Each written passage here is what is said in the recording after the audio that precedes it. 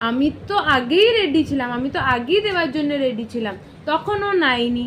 তারপরে এখন আমাদেরকে পুরোপুরি একটা ফাঁদে ফেলা হয়েছে, যেই ফাঁদ থেকে আমরা বেরোতে পারছি না, বা আমাদের কথা কেউ শুনছে না, কেউ না।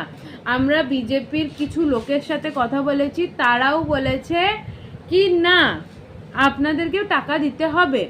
আমরা বলছি কি আমরা 50,000 টাকা দেওয়ার জন্য রেডি আছি, কিন্তু ওরা আমাদের কাছে আরো বেশি টাকার মাং করে বসে আছে। তো আপনারাই বলুন কি আমি এখানে কিছু কি করতে পারবো? আমি দিল্লিতে থাকি, আমার বাবা মারা দিল্লিতে থাকে, আমি দিল্লিতে থাকি, আমার পড়াশোনার খরচা, তারপরে আমার বাবা মা কি ওইখানে চুরি ডাকাতি করে? এখানে কোনো জায়গা বিক্রি করতে গেলে পারে টাকা দাও, মানে আমি থার্ড পার্সনকে টাকা কেন দেবো? আমি তো এটা বুঝি না। এখানকার কি আইন কানুন কিছু নেই, কিচ্ছু নেই। সব জিনিসে কি কাউকে না কাউকে টাকা দিতে হবে, তারপরেই কিছু না কিছু হবে? এরকম কেন, কি জন্যে আপনারা বলতে পারবেন? প্লিজ এই কথাটা আমার যেন শেয়ার করা হয়।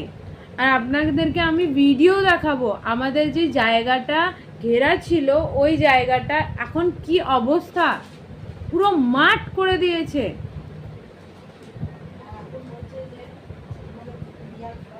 আর এখন আমাদেরকে বলছে কি আমাদের দেয়াল খারাপ হয়ে গিয়েছিল, যেটা পাকা দেওয়াল, চায়না মাটিরও নয়, ইয়েরও নয়, কোনো কিছু না, ভালো ইট দিয়ে সিমেন্ট দিয়ে করা দেওয়াল।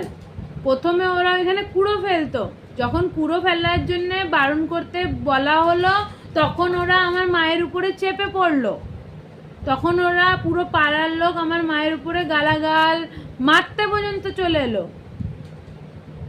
তখন তো আমি মানলাম কি পুলিশে কোনো কাজ করবে না, তৃণমূল সরকার ছিল, এখন তো বিজেপি সরকার আছে। কে এখানে শুধু ভোটই খাওয়ার জন্য ইয়ে আছে, ভোট দিলেই তোমার শুনবাই হবে, আদারওয়াইজ তোমার শুনবাই হবে না, তোমাকে কেউ মেরে দিয়ে চলে যাবে? এরকম কেন, কি জন্যে আপনারা এটা বলতে পারবেন?